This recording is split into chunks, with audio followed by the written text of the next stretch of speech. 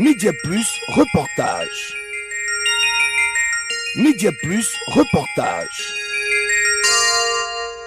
Dans la mise en œuvre du projet philo-socio-productif, 2 phases ont été identifiées. Une dite pilote pour le ciblage et l'enregistrement des 5000 ménages bénéficiaires pour s'assurer de la maîtrise des paramètres techniques, et l'autre phase, la mise à l'échelle qui devra concerner un groupe de 30 000 ménages, ce qui permettra d'atteindre les 35 000 ménages bénéficiaires fixés comme objectif à l'entame du projet. C'est dans cette optique qu'il est organisé une série d'ateliers à Boaké du 21 au 28 août 2017, dénommés Ateliers régionaux de sélection des villages pour le ciblage des ménages de la phase de mise à l'échelle du projet philo-socio-productif.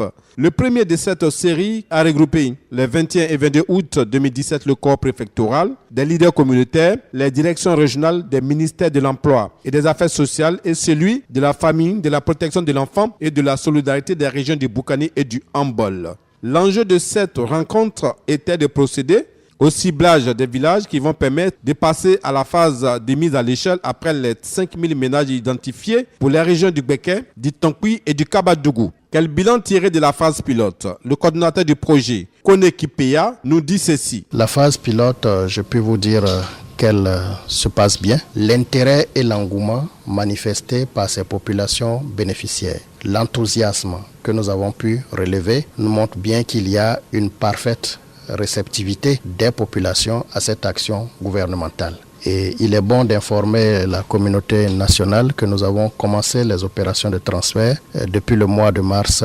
2017. Nous venons de boucler le paiement du 2e trimestre. L'une des principales leçons apprises, c'est que ce projet était véritablement indispensable dans l'économie sociale, de développement de nos populations. Pour illustrer cette adhésion, le coordinateur nous relate ce témoignage des bénéficiaires d'une des régions pilotes. Oui, nous avons un retour sur l'utilisation des sommes faites. Nous avons même des sources testimoniales et celle que nous voulons vous citer, c'est le témoignage des populations de Koyatro 2 Pleu dans la sous-préfecture de Danané où 40 ménages bénéficiaires se sont spontanément mis ensemble pour acquérir des parcelles et produire du maïs, du manioc et de l'arachide. Nous avons été surpris de voir le sens de responsabilité de ces ménages qui eux-mêmes ont pris spontanément cette initiative-là de pouvoir faire fructifier ce transfert-là de manière à ce qu'ils puissent les affranchir du cercle vicieux de la pauvreté. Donc ce sont de bonnes pratiques et ailleurs, nous avons également relevé des initiatives de solidarité où les populations ont créé des tontines pour manifester un élan de solidarité endogène au sein du milieu villageois. Tout cela nous paraît assez important pour pouvoir traduire en action le leitmotiv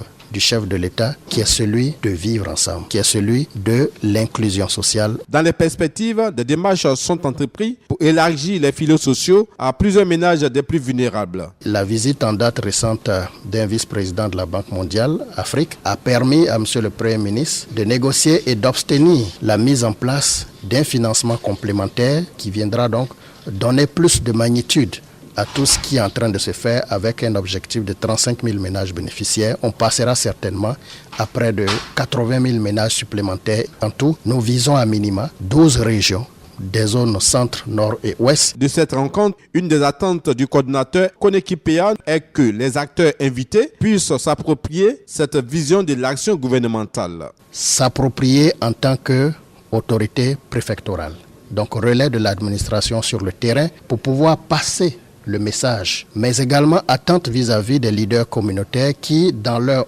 rôle de leader, se doivent également de passer le message de cette espérance nouvelle. Au thème de la session, nous avons recueilli ces avis. Le corps préfectoral est le pendant du gouvernement et il n'a pas de commentaires à faire sur les instructions d'un ministre. Nous sommes venus comme d'habitude prendre les instructions et aller les appliquer sur le terrain. À travers vous, féliciter le ministre et à travers le ministre du gouvernement et le président de la République pour cette initiative qui va faire que les populations dans leurs composantes sauront que le gouvernement est là pour travailler pour elles. Asket Joseph, directeur régional de la femme, de la protection de l'enfant et de la solidarité du Hambol. C'est un salut, c'est un projet, un programme qui est pour nous le bienvenu parce que le Hambol est une région fortement éprouvée par la pauvreté. La couche sociale vulnérable est vraiment immense et nous l'accueillons à bras le corps et c'est pour cette raison que nous sommes là pour accompagner le ministère dans la réalisation de ce projet. C'est un quadrille royal, c'est sur un plateau on nous met pour pouvoir réaliser nos activités. Donc dans ce sens-là, nous sommes engagés à la mise en œuvre de ce projet pour que la population ivoirienne et de manière générale puisse en bénéficier et qu'on réduise l'écart entre les familles pauvres et les familles supposées aisées. Koné Ali, porte-parole du chef canton de Niakara, et c'est certain que ça a porté ses fruits. Il faut dire que la pauvreté elle-même gagne du terrain. Dans les milieux ruraux, c'est plus criade. Nous sommes des acteurs, nous allons contribuer dans ce qui nous concerne dans nos villages, afin que ça porte ses fruits. Si les villageois eux-mêmes, au niveau des villages, il n'y a plus de pauvres, chacun a son minimum, ça participe à l'émergence même. Il faut noter que ces ateliers concernent les régions du Ambol, Boukani, Beke, Béré et Worodougou. C'était le reportage de Souleymane Kemingue pour la radio Média Plus Côte d'Ivoire à Bouaké. Média Plus reportage. Média Plus reportage.